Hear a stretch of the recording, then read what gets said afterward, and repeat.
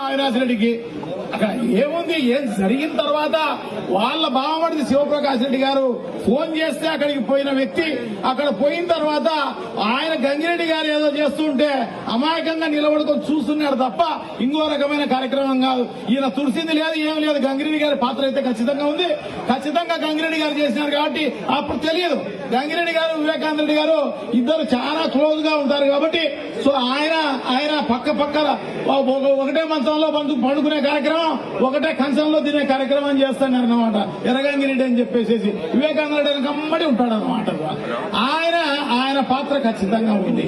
So ఆయన చేస్తూ ఉంటే ఈయన ఆపలేకపోయి ఉండొచ్చు.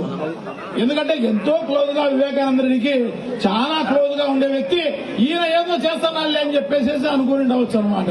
సో అమాయకంగా ఆయన నిలబడుకొని పాపం ఈ విషయం ప్రజలందరికీ తెలియజేసే కార్యక్రమం ఫోన్ లో చేస్తూ ఆ కార్యక్రమం చేస్తున్నారు తప్ప